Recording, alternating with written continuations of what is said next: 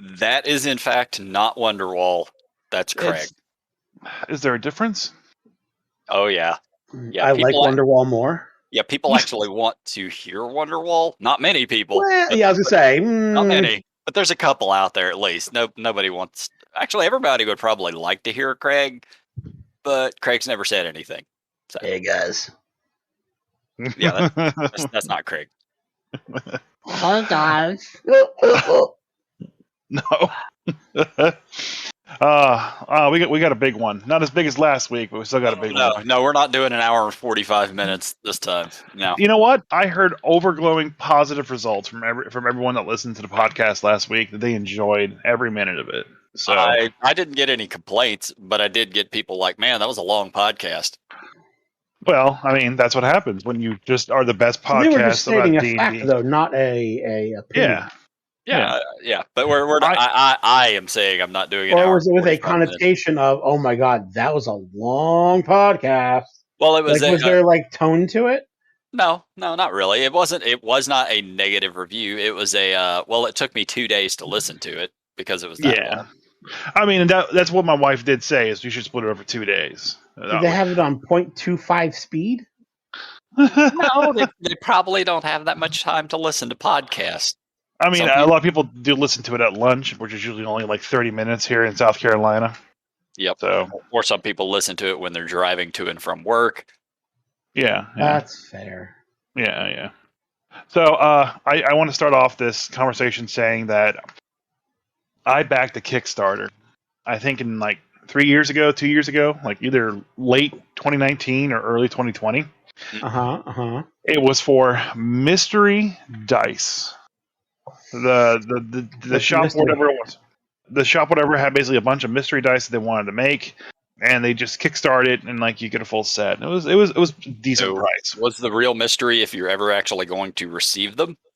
I started to actually think about that, but the thing was the Kickstarter and the people involved would send out relatively monthly, if not bi-monthly updates, and like you actually like got the story from the guy. The guy had 2 children before this Kickstarter came out, and like he would introduce you to his kids and like what's going on, and then like COVID happened. It sounds like mystery dice. Well, I'm getting to the mystery dice. Instead of like numbers, do they have just like random symbols on them? Well, so I'm getting to the mystery dice. You could, or is this the thing that you talked about on your game yesterday? The thing I talked about in the game yesterday, and it's the podcast, so that's why I'm doing it again. Oh, okay. So you could buy like 7 dice sets, 11 dice sets, and stuff like that. The developers of the dice are gatekeepergames.com.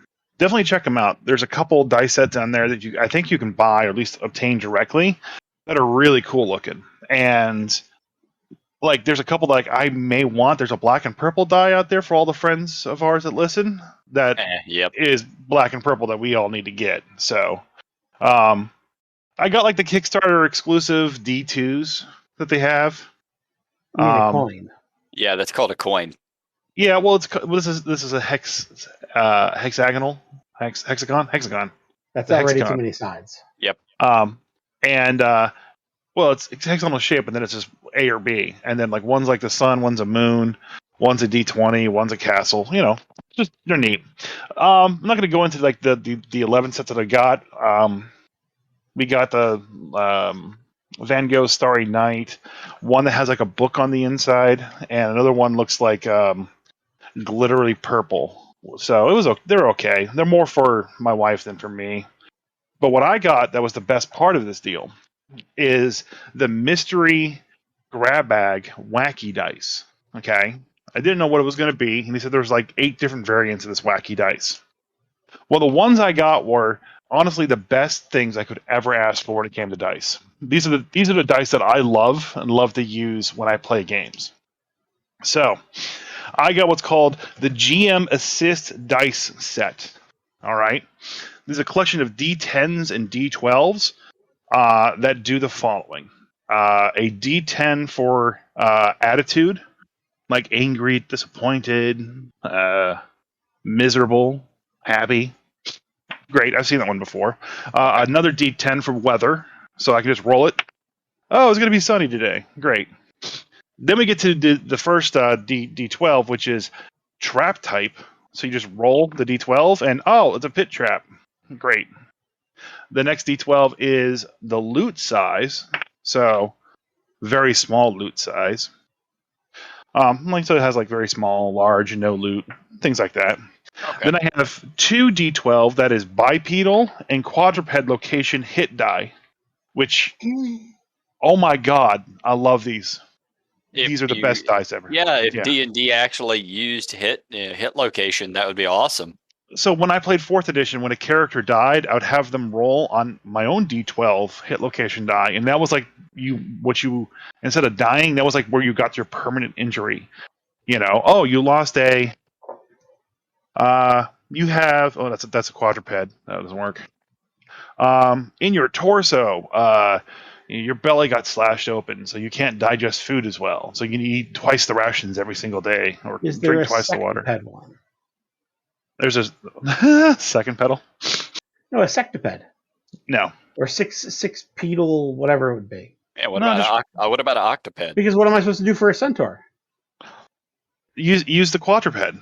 No, they But have they have six. six. So they have 6 limbs, Yeah. which actually makes centaurs insects, by the way. Aren't insects required to have a carapace? I don't know, buddy. There's also a location modifier where it has like upper, lower, bottommost. I really don't know why I'll ever use that. But you can like roll that in combination to other things, like your uppermost part of your head got damage, which is kind of neat. Two random encounter dice, one for like what it's going to be and how big, and one that's basically like the behavior of the random encounter. And then the final one is my favorite one, the critical hit effect die. So, dismemberment, continual damage, broken bones, knockdown, stunned. I love it. It was the best find ever. The studio again is gatekeepergames.com. Check them out. Buy some dice. Nice family. The Kickstarter takes a while, but you know what? They still came through in the end. All the shipping problems and COVID problems and extra babies and. I mean, it sounds interesting. Not really my sort of game style. I can't see myself using them, but I could see how some GMs would enjoy it. I'm not hating on it. It's one of those things where, as a DM, if you have a little extra money and you just want to buy something neat that's not really ever going to get used in your Dungeons and Dragons game, then go for it. I see. That's I do too much prep for my games. Yeah. I already know what traps they're going to be and what the NPCs are. Well, like the attitudes that they have. Like I'm not really going to be rolling random stuff. To me, it's the equivalent of the spell cards that you can buy as a player, for your wizard. I could just write down the spells, which is what I'm always going to do anyway. But if I have a little extra money to spend, let's buy some spell cards. These look cool. I use that website where you can just print out spell cards. Well, sure. We don't mention that site here.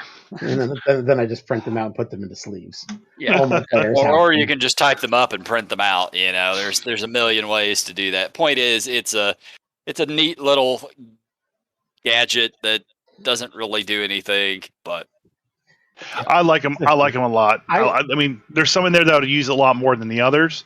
But if I had them out and had them handy, I would definitely use them. I would definitely like the dungeon die. Like if I want to put a trap here, and I don't know what I want, I'll just roll that trap die. Like, okay, it's going to be a pit trap or a buzzsaw trap. But at the same time, every single thing you mentioned can just as easily be a chart that you just roll a normal D10 and look at.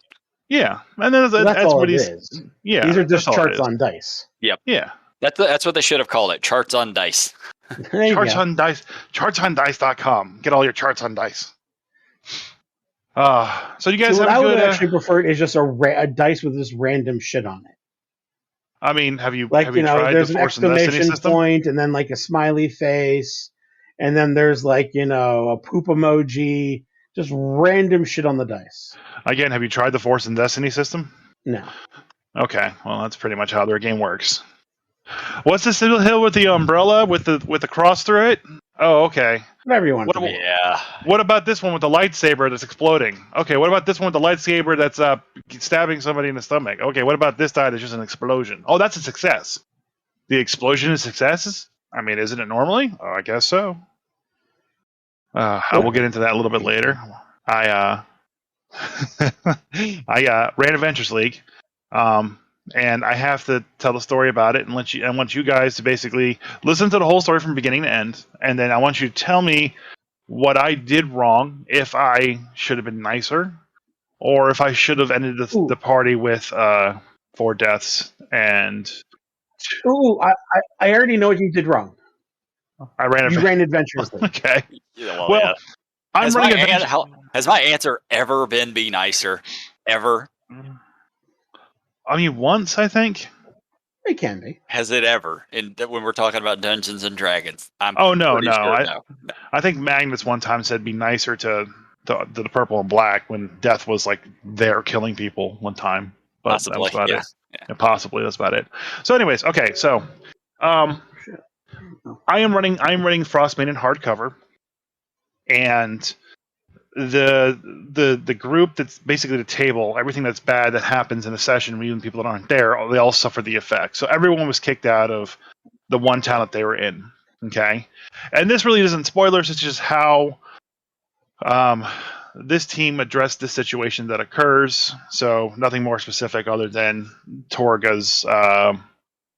They wanted to basically, the team was sent to go collect a bounty on a guy named Sefik Caltro, and they knew that he was traveling with a traveling merchant caravan run by a lady named Torga.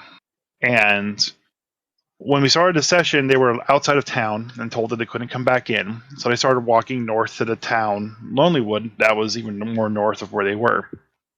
Along the way, they noticed that, just 5 minutes out from them were a bunch of sled dogs with lots of gear and stuff and lots of people are heading straight towards them.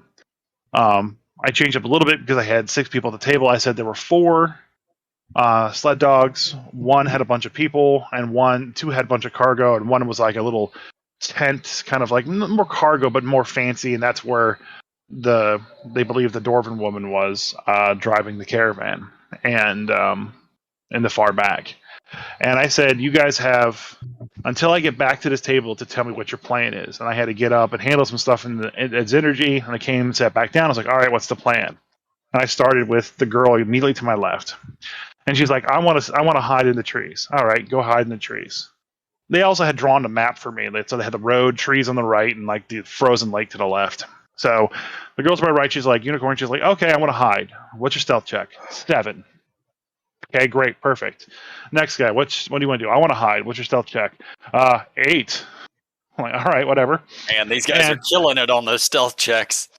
And then I go to the next girl. I was like, what do you want to do? And she's like, I don't know, I'm just going to stand there in the road on my axe beak. I'm like, all right, cool. I was like, I'll get back to you.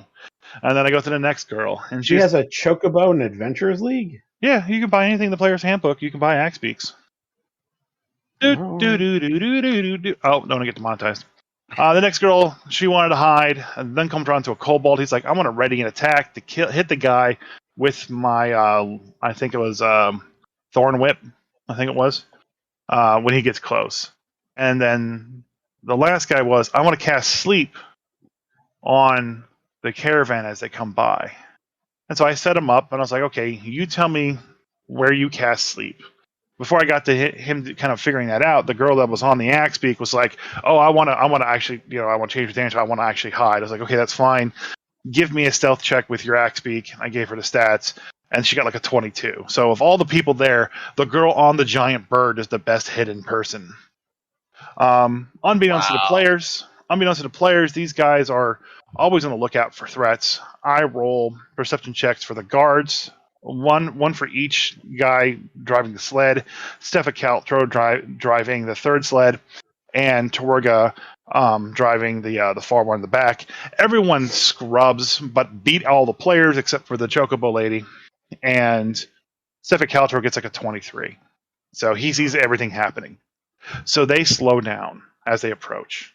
The guy with the sleep spell is like, okay, I want to cast Sleep. I wanted to hit the dogs, and then I want the dogs to fall asleep, and then I want like the carts to crush the dogs to death, and then cream off the path, and like go flying through the air and land on Cream another off the one, path? and explode in an explosion. Like he kept going on about like how you want this grand thing to happen. I was like, dude, it's one spell. You get a single effect. Yeah. No rule of cool here, buddy. So they start. I disagree, but okay. They start the encounter. He casts sleep on Cephik. He hits like four sled dogs, Cephik, and a bunch of the bandits. That's their stat block was bandits. I had sleep affect the dogs first. I don't know why I ruled it that way. When I checked, I thought maybe the dogs had less health than the bandits. Yeah, Turns out they had the same. I thought it was hit dice based on hit dice. It hit point value. It was all the same, but I don't know why I went with the dogs first. 2 dogs fell asleep. 1 almost did. I kind of like, oh, he got really drowsy. And, 2 dogs went down. The cart crushed them all. All the dogs died. But the whole caravan came to a stop. I had initiative get rolled, and things started going there. The players had really good initiative. They had like 4 people start first. They started unloading into Cephik, who was basically just staring at the dude who cast sleep on them. And they got him down to almost bloodied. Start of his turn, he healed up like he normally does. He misty stepped up to the top of the tree where he attacked the guy that cast a sleep spell, and I got a critical hit. Followed up by a following next attack that was successful. Oh, and the guy was down, and I just had Cephik kind of like gently nudge him out of the tree. Yeah. Because he was Taking fall damage. taking fall damage, and I gave him the fall damage. Actually, it was 18. I rolled max on that, and his hit points were 20. So he just took the 1 death save. After that, the one player was like, "Oh, I just remembered. Cephik got into my range, so I can cast Thorn Whip on him." And I was like, "You're telling me this now?" Then okay, you can do it now, but it doesn't retcon what just Right. happened. Post crit, post knocking him down and pushing him out of the tree. I was like, "Yeah, I'm not going to take that back, but you can cast it now." So he hits. He pulls Cephik out of the tree. Cephik falls 20 feet, and then he just stands up at the end of his turn and faces down the kobold. Things go around. All the bandits that are part of this caravan take their pot shots at the players, usually going off the closest one to them first. And I take down 3 players, like beep beep beep beep. And that's when the kobold, getting around to his turn, is like, "You know what? I want to join you. You guys want to hire a kobold?" And we did some kind of back and forth checks for the role play.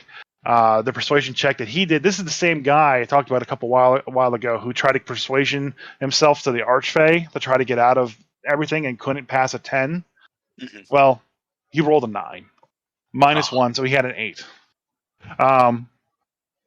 What was great about it, though, is that when I rolled for the charisma for Torga, I rolled a 1. So she was all about recruiting this kobold to the team. So she's like, "Cool, I'll pay you this amount of stipend. I'll pay you this much a month. Just go ahead and shoot your friends." And he's like, "Okay," and turns his gun around to everybody else and starts blasting them in the next couple of turns. Well, that's how you make a brand new character. So, well, actually, you're no longer in Adventures League at that point. Technically, yes, correct. I know. You're out of Adventures League. Like you can't play that character anymore. Correct. That's what I said. That's how you make a new character. Yep, you're done. Yeah. So the one girl who's a hexblade, that's has her pact with Levistus. She basically said, "I want to call upon to Levistus and see if he'll save me." I did have him intervene. I had her block her in ice. The same thing I did to my player when I played. When I had them bound to Levistus as well. I gave her, but basically Levistus like, "You still need to do what I told you to do," and for all those who play Adventures League or play Frostbane, this is different. It's not in the book at all. It's something that I kind of added in, so don't worry about that. And Okay. one other player decided to run away.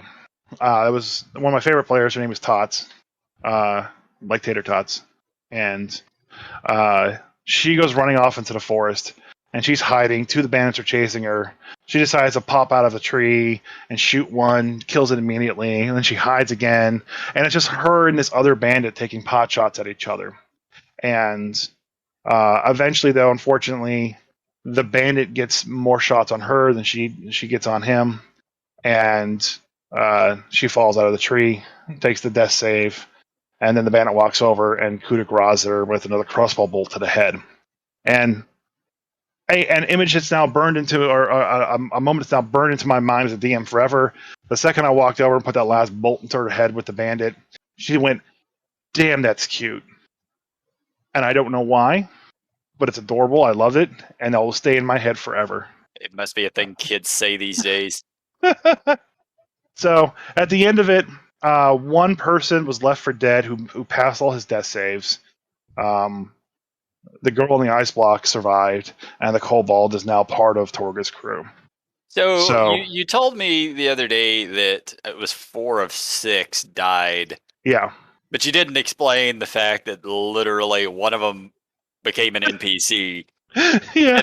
And the other one, I guess, technically dies, because isn't that how you get ice blocked? Yeah. Yeah. Okay, that's a TPK, man. That's straight up a TPK. Well, one person did survive. He passed all his death saves. They didn't coup de grace the crew. They just left them there all for dead. So one person technically passed all his death saves, woke up a couple hours later, and survived and walked away. I'd still call it a TPK at that point. Panda, I know. Being ex Adventures League, I know I broke some rules there, but I'm trying to. You broke a lot of rules. I know. I don't care. I'm trying to hold us all together. So. But at that point, just run a game. Why are you running Adventurers League? Because right now there's no Adventure League modules coming out. That's the problem. So I'm running a hardcover book. And when you run the hardcover book, you're allowed some leniency, which I am taking to full effect, but I'm still continuing, like, everything happens to the table, everything happens to that group as they move forward. We're still leveling up via milestone instead of by hours and stuff like that, using hours as a catch-up mechanic, how we did it before. I would love to run more Adventures League stuff. My choices are an Eberron campaign that's ended this week, next week. But there's like 10 years worth of Strahd. modules. Modules that no one wants to run, which I pitched some of them. Some of them are just years old that no one wants to do. The people in Adventures League wanted to run one of the campaign books, and they picked Icewind Dale. So they picked hard mode. So that's what I'm running for them. That's fine. I have no problem with that. It's just like if you're gonna play, my issue with GMs who take Adventurers League into their own hands, is that if you give your players extra benefits and extra leeway, and then they take these characters to any other Adventures League and they don't run like you do, they're going to get pissy about it. That's fair. Like, I'm sorry, if that girl shows up into an Adventures League game that I was running and said, I have an axe beak, I'd be like, show me your certificate, or no, you don't. There's no certificates anymore. You know what I mean, though. Show me what module it is that you earn an axe beak as a reward. Yeah. Because otherwise you don't have one. No, it's written in her log sheet that she paid for it. And this is in what book can you buy axe beaks? Icewind Dale. Yeah, you could actually buy them straight out of that. Yeah. Okay. Yep. They added just a tiny, tiny handful of items that are not anywhere else into that, and that's fine. Like in Adventures League, I had a dwarf who had a Triceratops. Yeah, because you could buy one in Tomb of Annihilation. I'm fine with that as long as it's in the log sheet. Okay. Yeah, I'm not giving them anything. Ice blocked. You basically gave somebody divine intervention. Yeah, I did. I mean, that was more from a storytelling standpoint than anything else. So I want to kind of continue that going on. But I know technically it's not allowed. But correct. Yeah, I know that. I don't know, because the second that a GM in Adventurers League starts taking the rules in their own hand, it starts showing favoritism within the game. I mean, next thing you know, you have a GM who's creating their own entire armor system and trying to run that. Awesome, do it. Then just don't call it Adventurers League. No, Waples knows. Just run the book. Waples knows what I'm talking about. I definitely am not showing favoritism to anybody. Well, you did divine intervention one character and let the other characters die. I mean, yeah. What do you think that's called? Storytelling? Unintentional favoritism. Mm-hmm. Like, it's not intentional, but you did give somebody an ability that's not. You gave somebody a way out when the other characters didn't have that way out. Oh, and it wasn't anything on their sheet. It was something that you decided to do. That's called favoritism. Fair enough. Yeah, the standard campaign, by all means, go for it, but not Adventures League's tight rules, man. You know, GMs can do whatever the fuck they want in their own games. I don't give a shit if there's tight fucking rules. Rainbows come down and tickle your balls and suddenly you're awake at full hit points. Rock on, it's your game. But in Adventures League, you're less of a DM. Mm-hmm. You're a rule. You're there to adjudicate the rules. Yeah. If you're not playing, the story's been written, the plot's there. That's what you're doing. You're just there to adjudicate the rules. So, have you ever done Adventures League with a hardcover campaign and not one of the supplied ones? Okay, I did Tomb of Annihilation. Yeah, I mean, but that's in that case. Then you're kind of reaching a point where you can't ever you can't let players experience or try to do stuff. This is a relatively new player playing the game that walked into the game going, I wanted this, not knowing what this was. So, it's not that it's favoritism. I'm just trying to give them an interesting story and give them the reasons to get there. But it's fair enough of a point, And and in a home game, that's great. Yeah, the problem I still have yet is that there's just nothing new coming out. No one was interested in doing it, and that's honestly the problem. I don't know. I will still throw out that there are hundreds of modules out there. None of them are all like the Frost Maiden modules that you can get for Frost Maiden, and I've run a couple of them, are even deadlier than the book themselves. And then on top of that, the player doesn't get the satisfaction of running an actual thing that's actually published versus what some other person wrote and submitted that's not an official source material, I will say the Cephalic Kolto encounter is one of the more deadly ones from Icewind Dale. Like, because you deal with that real early, level 1 or 2, and that guy hits incredibly hard for that level. Yeah, you can either take Cephalic by himself, or you can take Torga's crew by themselves. Even by himself, he's not like the TPK, but he's almost certainly going to down 1 or 2 people, almost positively. Not with a table of 9. Yeah, that's fair. But trying to do it with why the crews, were they fighting this person? They were given a bounty to go collect him. Yeah, there's a lot of storyline stuff in Icewind Dale about it. Okay, cool. So I'm gonna talk about my stuff since you're talking about being very loose with rules, which I normally am. That wasn't the grilling I was hoping to get. I was hoping to get what should I have done to save them? Should I just nothing? They all made their choices, and they were wrong choices. Torga? Mm-hmm. Are they evil? Yes. Okay, then what happened to them is exactly what happened to them. Yeah. Like, if they're evil, then absolutely they're going to get coup de grace. They have no reason to save these people. They have no reason to even bother with a medicine check. For all they know, they were set up by bandits on the road. Unless there was a slave market they could have sold the person off on, maybe. But beyond that, then they're just screwed. They took a job they shouldn't have. Yeah, I mean, I don't know what you expected us to say. The players made their and once choices. again, it's Adventurers League. They died. They're dead. That's how that goes. Well, they can pay to resurrect if they really wanted to. Yes, they could. Um, They can pay to resurrect, or if they're part of a. I don't know how. But it's been a little while since I played Adventures League, but sometimes, what level are they at? 2. Their faction might just bring them back. There is no faction. Did they get rid of all the faction shit? Yep. There's no rules anymore in Adventures League, by the way. Oh, I'm so happy I stopped playing Adventures League. There's no rules anymore. The only rules they have is they restrict what books you can use to make your characters with. Even the PH still PhD no, plus 1. but they got rid of that late last year.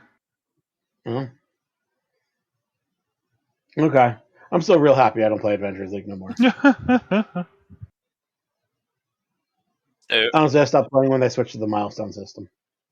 So anyway, I ran my game last night, and you know how I'm not usually one to go outside of the rules very much. I like to stick kind of to what's there, with a couple of exceptions. Last night, my players were just trying all sorts of crazy mayhem, and I'm like, fuck it, I'm just gonna run with it and see what happens.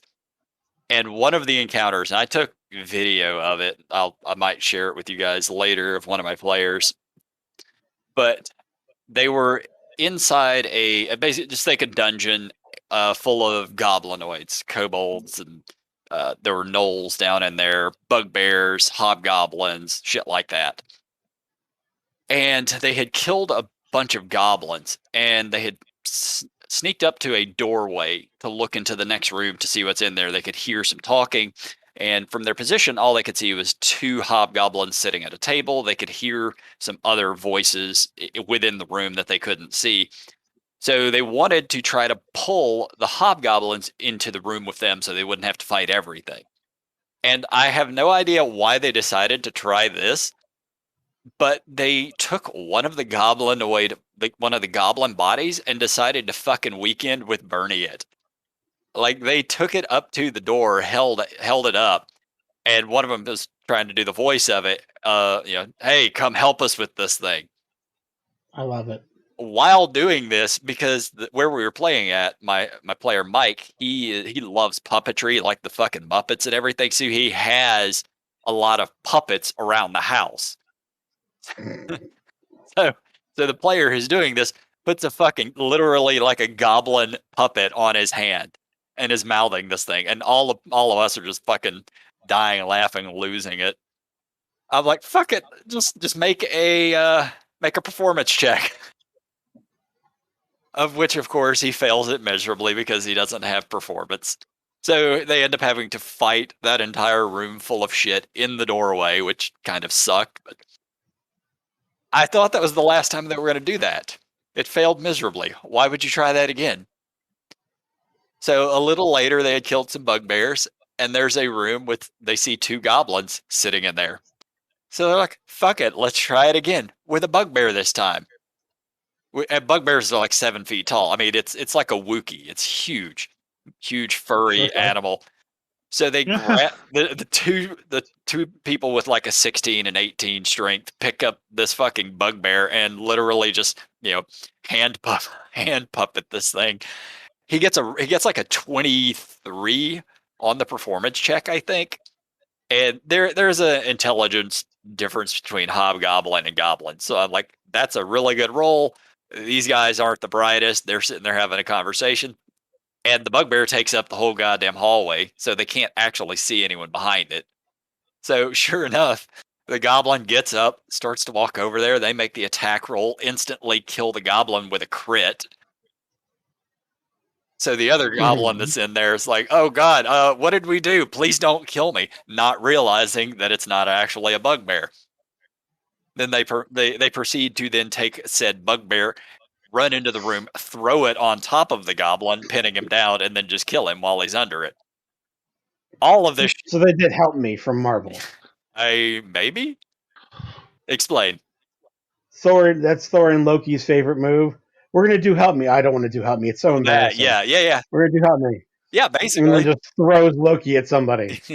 I mean, it feels more like a weekend at Bernie's, so it's more like a weekend at Bugbear Cave. Yeah, we referred to it as A2 Bugbearus.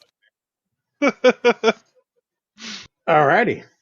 as the first goblin gets in there, not expecting to get stabbed by his bugbear friend. But yeah, it was just one of the craziest things. I've never had players do something quite like that. I'm like, fuck it, we'll do the rule of cool and see what happens. Huzzah. It was very fucking entertaining, and my players they loved every moment of it. I love it when players do stuff like that. That's great. It was creative. It was. I really want my players to be creative, and this was one of the first times where they've decided to step outside of let's just go into the room and kill shit, or let's sneak in and then kill shit. It was trying something completely different, and now that they've tried it, maybe it'll be more of a frequent thing where they try things a little outside of the box. Hopefully, not continuing the hand puppet gimmick, but. No, this is now a thing. Constant thing, yeah. It probably will be. Like, that's just going forward. That is now plan A. Yeah, now that I've allowed it to work once. So, that kind of reminds me of what I did. Time for somebody to get some necromancy. Yeah. So we're playing through Lost Mines of Phandelvin with my player. That's not a DM. And he did a good job with Phandelvin this time because once you get to the town, it's just constant role play because they set it up like a quest hub from World of Warcraft essentially. Go to this building. Oh, here's an NPC with an exclamation mark above its head. Do you want to talk to it for 30 minutes and find out its quest? Not really, but I guess. Then you have to go to Phandelvar is meant to be easy mode. Right. So we just this whole session was all RP, and at the very end we fought a bunch of the red brand bandits that are there, and I'm playing a very lawful or chaotic evil dragonborn. I know you hate that, Panda, but oh well. Whatever, it's not my game. Yeah. And I basically threaten the bandits that I'm going to cut off their heads and eat them. And the DM is like, the bandits respond, I'm going to cut off your head and eat yours. And I was just like, they speak Draconic. Oh, wait, no. So when the fight ends, I cut off a guy's head and I start eating it. We take some guy prisoner, and I'm eating the guy's face the entire time. And we're in a little jail cell, and we're talking to the NPC. I can't remember his name. And I was like, "Are you going to be okay here by yourself? Because we have to go out and find the other NPC that you're looking for." Okay, hold on. Uh-huh. So you're eating this head? Yeah. In front of other people? Yes. In civilized society? Yes. Where other people can see? Are they is your whole party evil? I don't know, but so far this would be the second bad guy that I've eaten this way. Okay. Yeah. But did you say you were doing this in front of NPCs as well? The main NPC in the bottom of in the jail cell that they have down there underneath the town hall. Oh, let me get to it. So we're standing there. We have the guy in the jail, and we're talking to the NPC, and I'm just like, every once in a while on stream, and I ask him, are you going to be okay here while we go rescue your employer so we can get paid? And he's like, oh yeah, I should be fine. As long as you don't personally offend the Red Brands, I don't think anything bad will happen. I'm like, okay. Won't do anything personal to offend them at all. Not going to piss them off in any way, shape, or form. Just eating the head. And at this point in time, the player picks up and is like, yeah, we're just pretending it's an apple at this point in time. And I just that scenario and that consequence just still make me laugh. Oh yeah, didn't offend anybody or anyone, and not personal at all. Nope. There would have been so many checks involved to make that situation even happen in one of my games. No. I would have I'm gonna be honest, I would have called you out on that. Yeah. That would have required constitution saves by other people around you to not be throwing up. Mm-hmm. That would have tweaked any NPC you were with into more hostile territory. Mm-hmm. Like, no, you would have. You probably would have fucking died. You remind me of, because I've talked to you enough about my player Drew. You remind me of Drew when he was early in his D&D career. That's the kind of shit he would do. Things that were not. That's some new player shit that I punish people until they learn to not do that shit. Pretty much. It started off in the first session where I decapitated one of the head goblins and was eating the goblin head in front of everybody, and no one cared that it was a goblin head. Nope. And they just kind of, I guess, accepted it. And now I'm doing it to human head. And nope. I'm going to keep... That shouldn't even matter.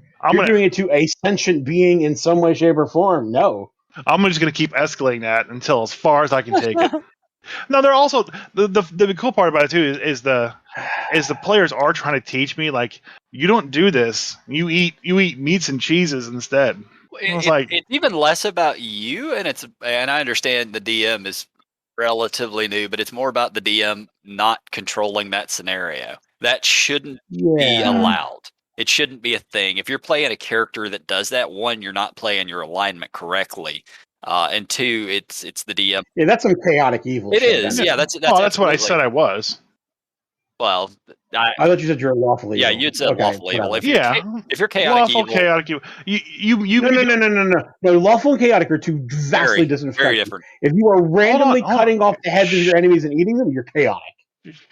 So when I brought this character concept up to Jay and explained the whole thing to it, Jay said, "No, you can't be lawful evil. You have to be chaotic evil." I never said that. Yeah, you did. No, okay. Okay. If you are a follower of Tiamat, you should probably be chaotic evil. Okay. I definitely wouldn't have said you must be chaotic evil because I don't know the character. I didn't know how it was going to be played. Secondly, I did not expect your DM to allow a chaotic evil character. Yeah, don't take this the wrong way, Waples. I'm real happy I'm not playing any game with you. Well, I think I would hate it. I'm definitely a better DM than I am a player. I've always said that. Yeah, this is the sort of thing where, like, at the end of the game, I'd have to turn to the DM and be like, "I'm out." I'm not playing a game with this person. I wouldn't. It sounds horrible. I wouldn't, but I would actually try to navigate you into playing the alignment more. I would navigate you into being less offensive, as it were. At least I would attempt to. I think the players are trying to do that to the PC, so we'll see how it goes. But there has to be a certain moment, though, where these are... So, all right, fine, you're a monster. Great. They are watching another being eat the head of another sentient creature. If they are not making con saves to puke their brains out and lose their shit, then they're not playing their fucking characters either. If they're aligned, that is ridiculous. If there's any good aligned characters, they shouldn't tolerate that. Good. If they're not crazy monsters like you, then it doesn't make any sense. Yeah. Even like a true neutral, like, monk of like calmness and whatnot is still going to look at that and go, because it's fucking gross. Yeah, no, I'm real happy I'm not playing it. That sounds... oh, God, no, I'd fucking... No.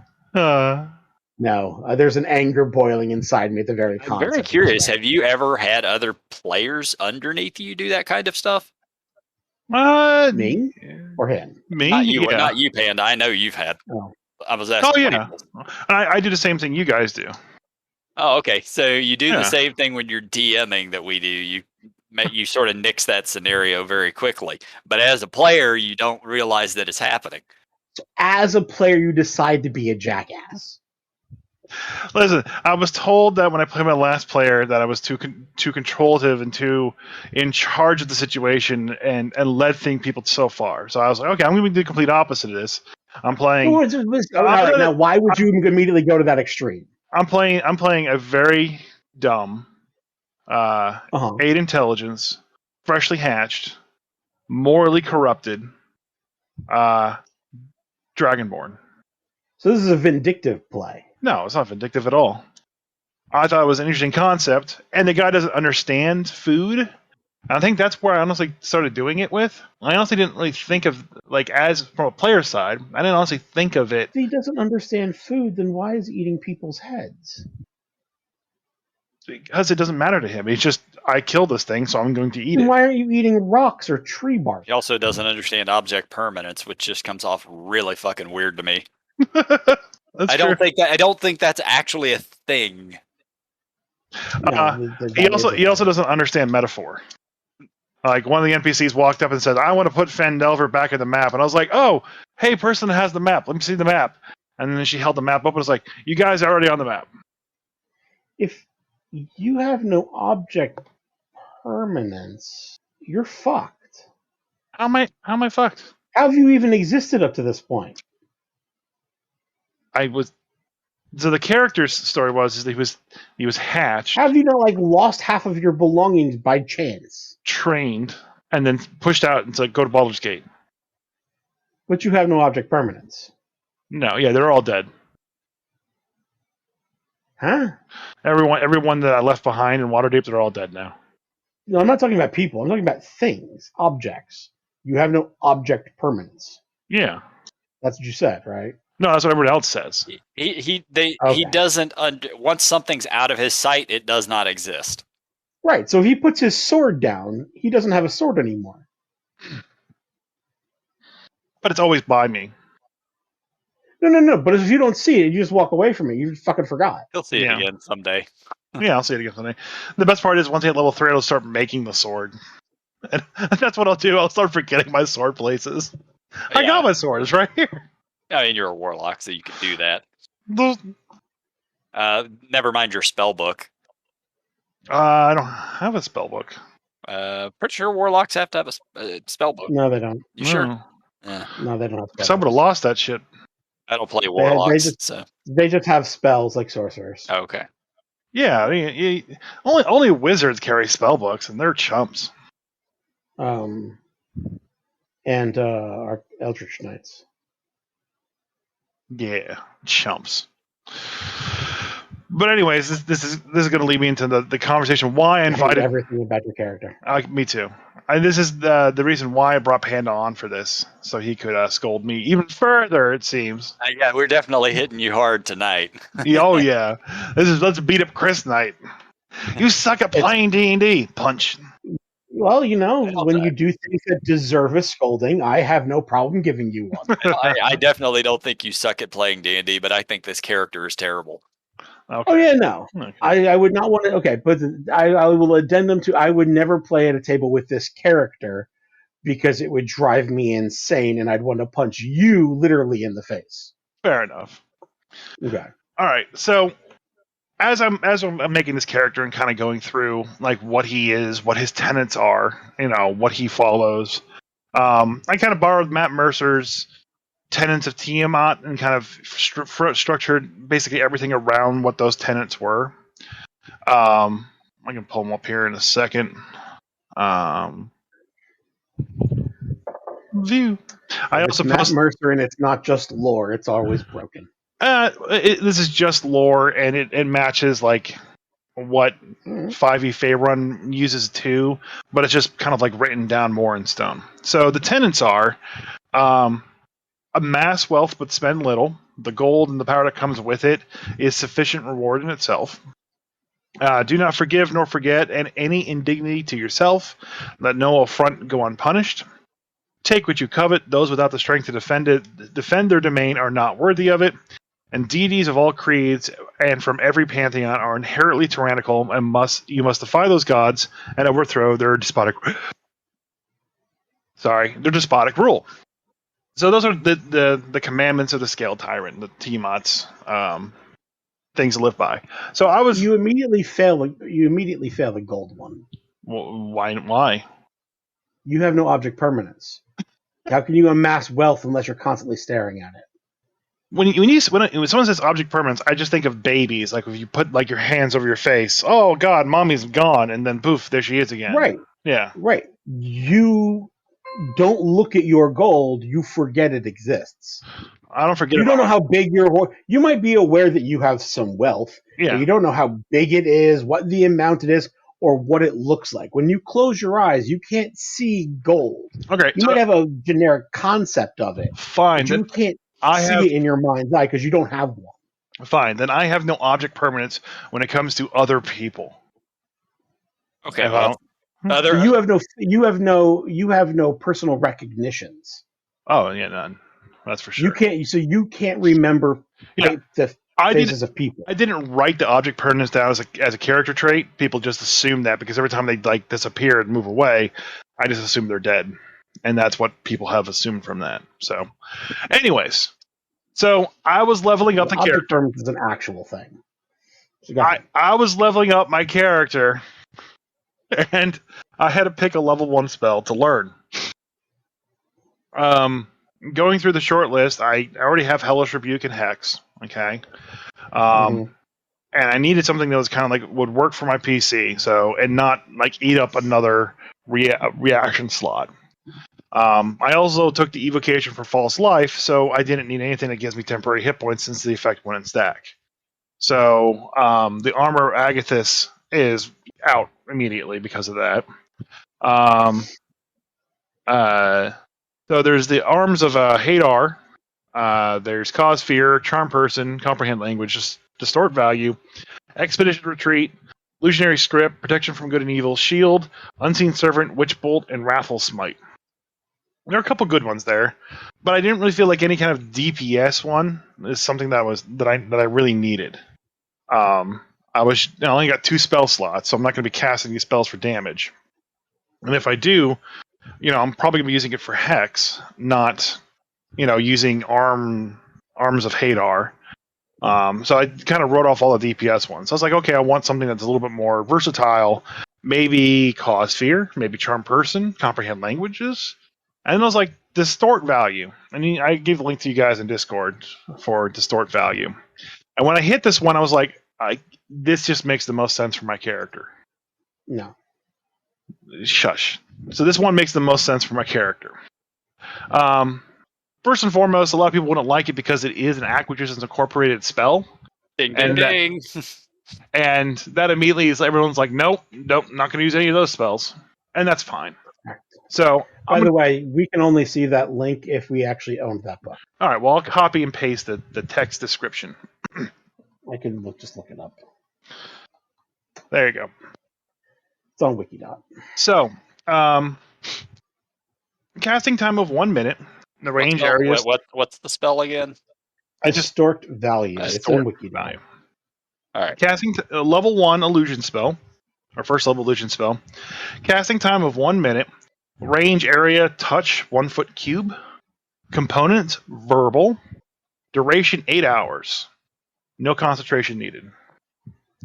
All right. And here's the description for the spell. It says, do you need to squeeze a few more gold pieces out of a merchant as you try to sell them that weird octopus statue you liberated from the Chaos Temple?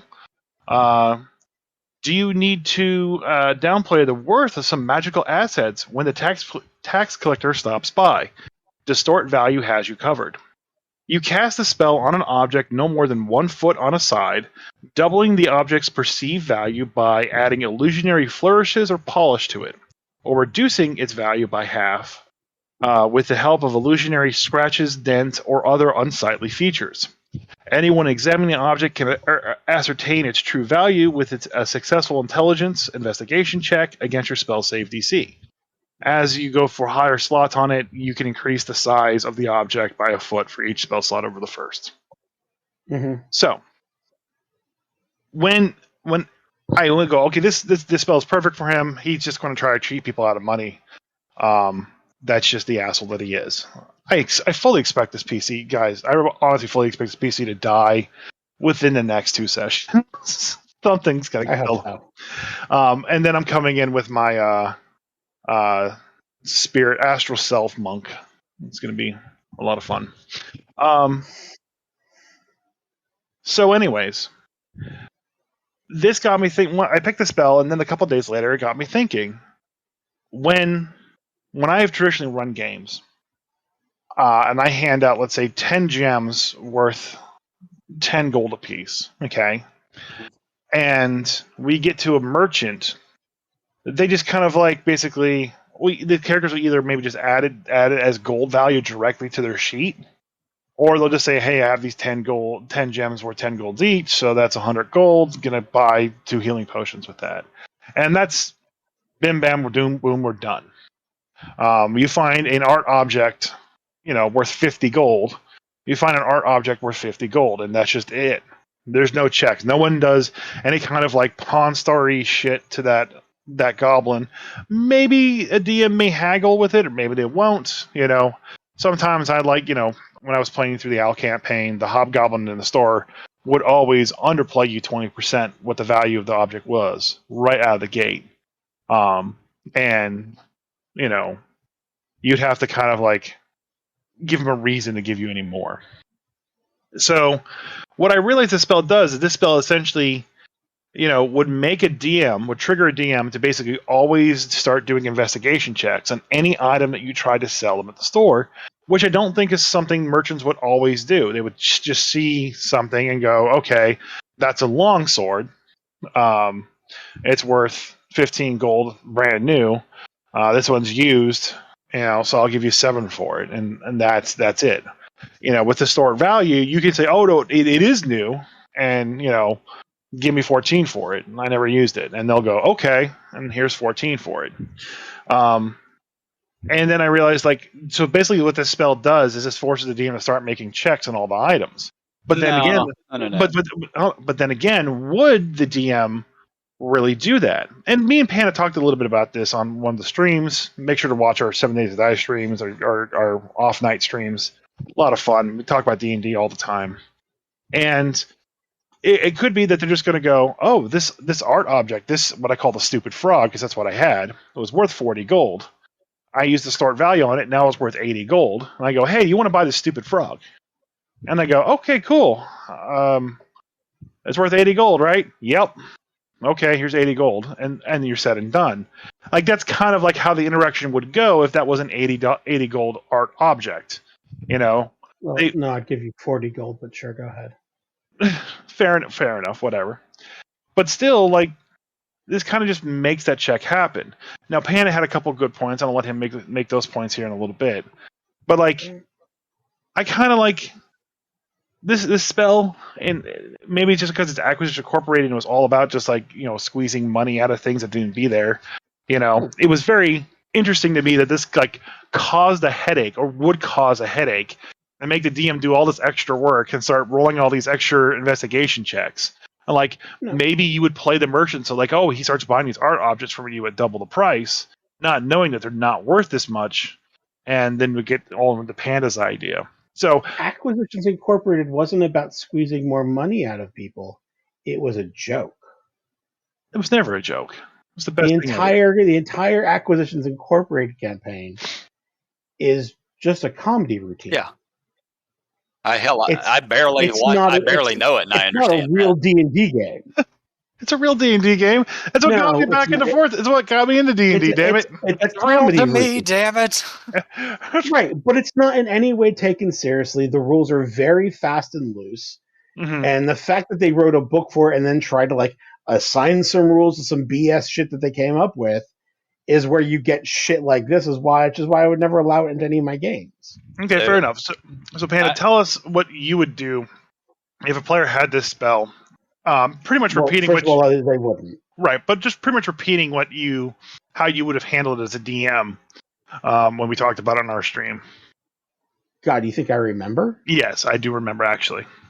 I don't. What did I say? Okay, fine. Well, you basically said that you would you would start with the merchant possibly accepting the items a couple times, and then when they finally realized that the objects that they had were not of the value that they paid for them originally, that they would be very suspicious and probably would investigate the next couple of items that these persons came back and tried to sell you, thus starting to triggering that investigation check as described in the spell.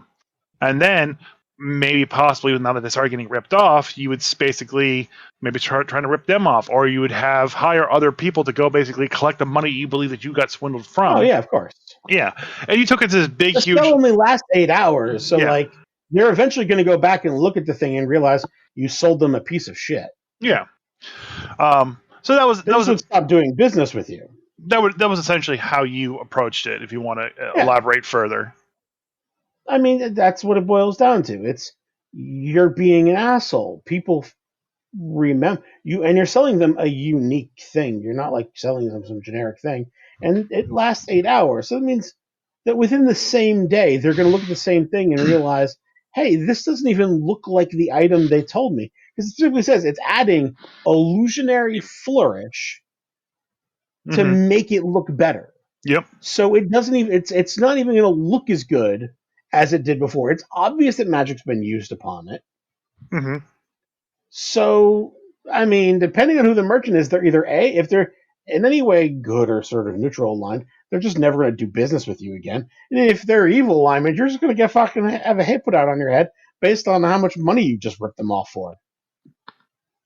All right. Cool. I have a lot to say about this. It's a jackass spell that's going to end up with a jackass response. Fair enough. So for one, I do not allow Acquisitions Inc. stuff in because, as Panda's stated, it's a joke. It was never meant to be serious, and I don't want that floating in my campaign. Hallelujah. It's not. The store value is not new. Other editions had Fool's Gold. Players would use Fool's Gold all the time to basically rip off merchants. It's nothing new. With the case of this thing, if you brought in items, I'm not going to check every single item, obviously, but as a DM, any items that you cast distort value on, I'm automatically making an investigation check against it. You know what I do for a living. I literally do what I'm effectively a merchant for real. Yeah. I go out, I look at items all day long and verify their condition. I examine everything I buy to make sure it's in okay condition. So everything I pick up, I'm automatically doing an investigation check at for real. So it wouldn't be any merchant is going to do the exact same thing. You bring a longsword in, they're going to take a good look at it to verify it's of good quality. Yep. So I would just assume that you're going to make these investigation checks automatically for every item that comes into the store, but it's not worth rolling it unless you've done distort value on it. Yeah, so that goes back to my original point no different from deception and insight. Yeah. I mean, I played. If your PCs are talking to an NPC, you're not going to roll insight on everything they say because they're just talking.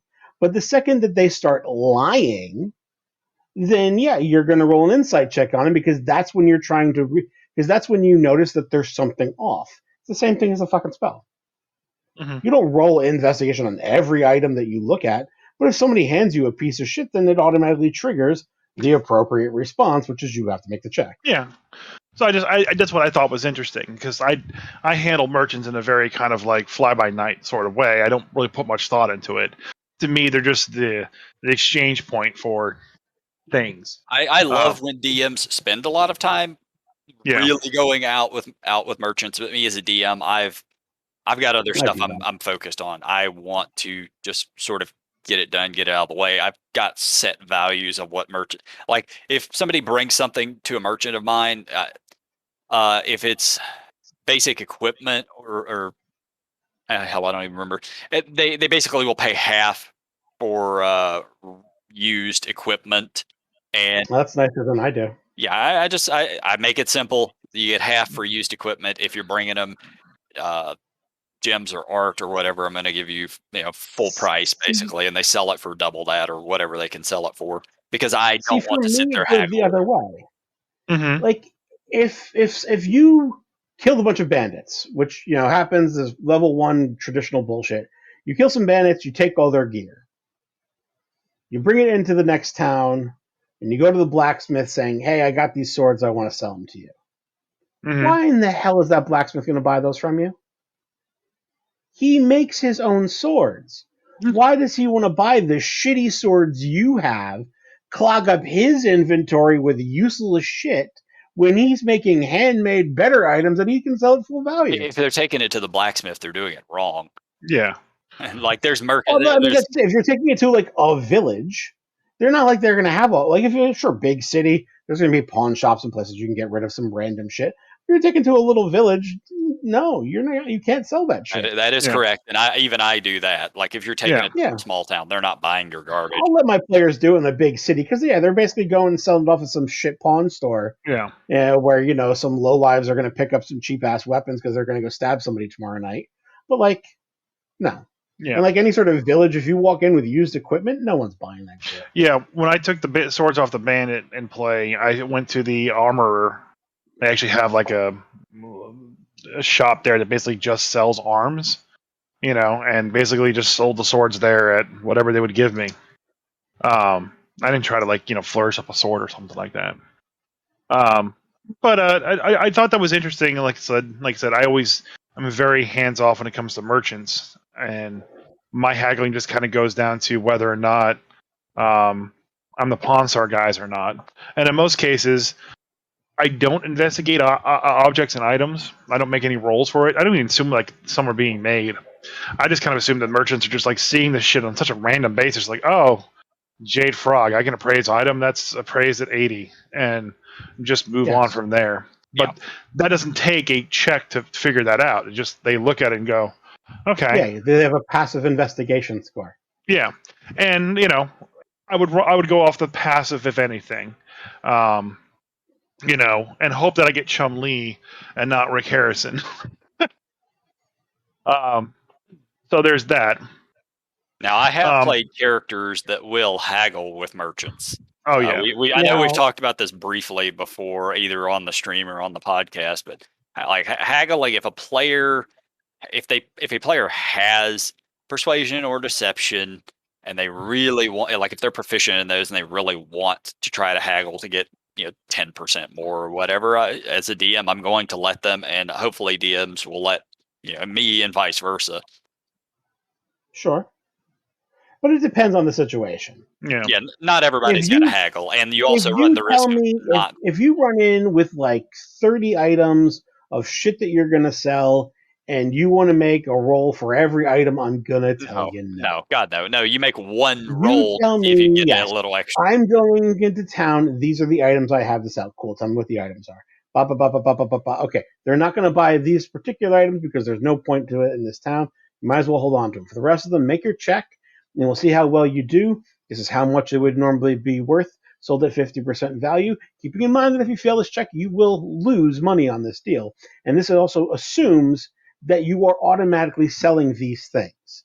Yeah. So if you roll low, then you just got less money. You can't be like, well, then I don't sell it. Yeah.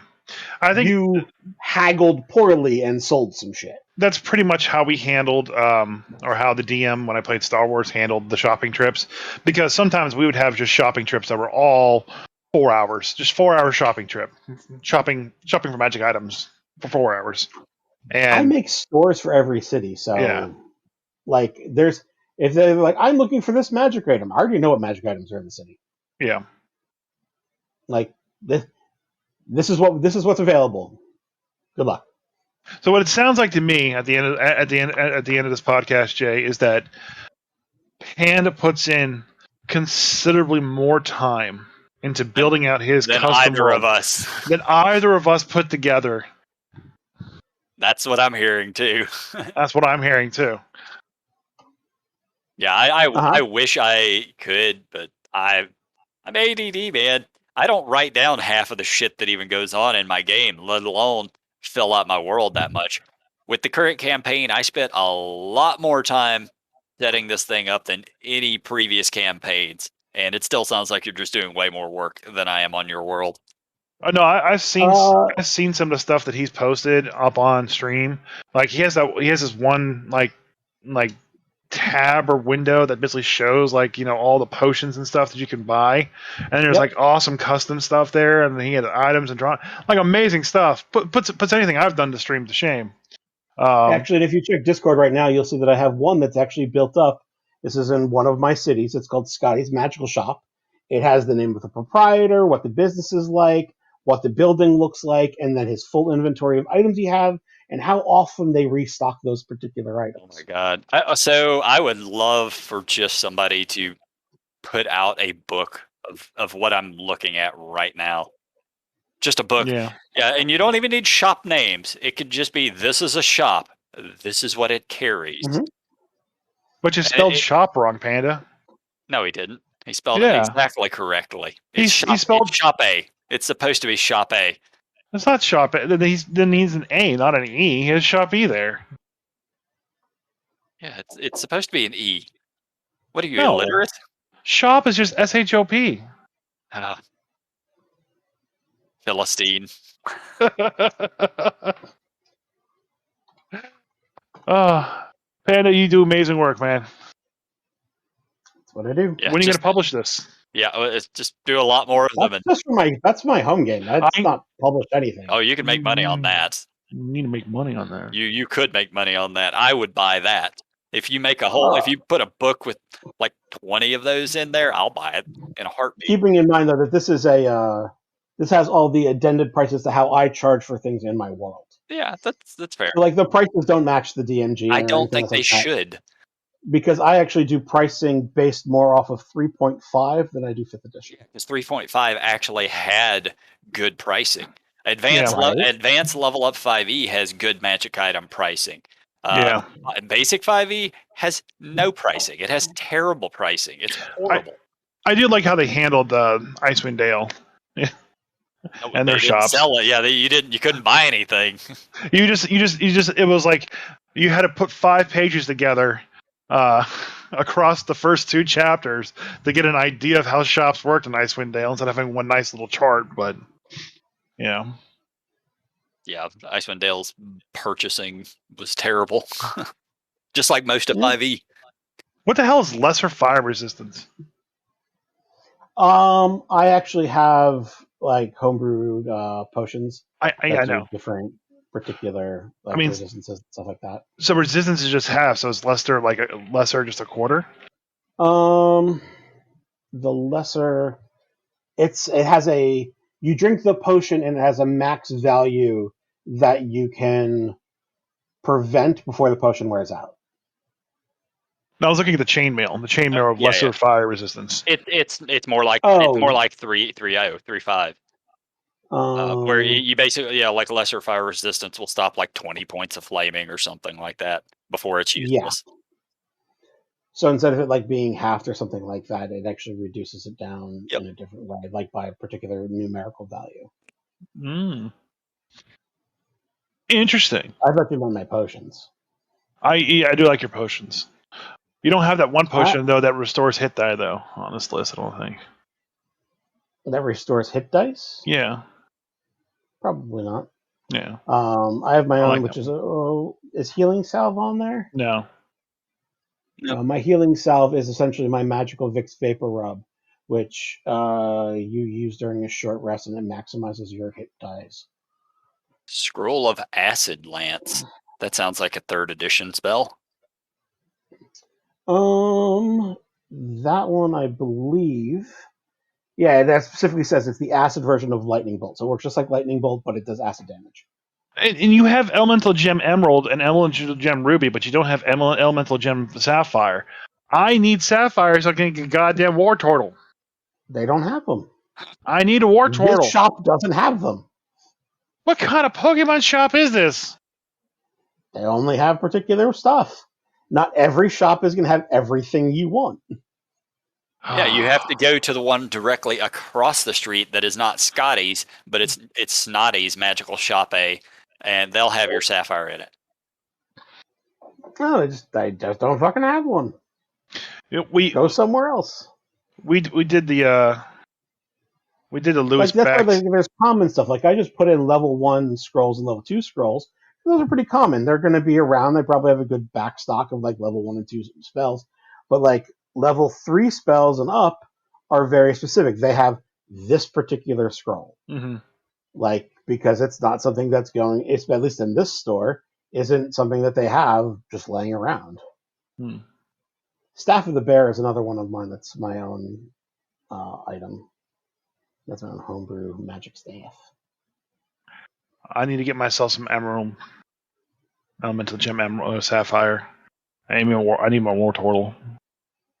Well, Well, maybe I'll make a bunch of. I have a couple other shops. So maybe I'll just is this throw a bunch of them together into one document. Is this War Turtle another character we can shit on?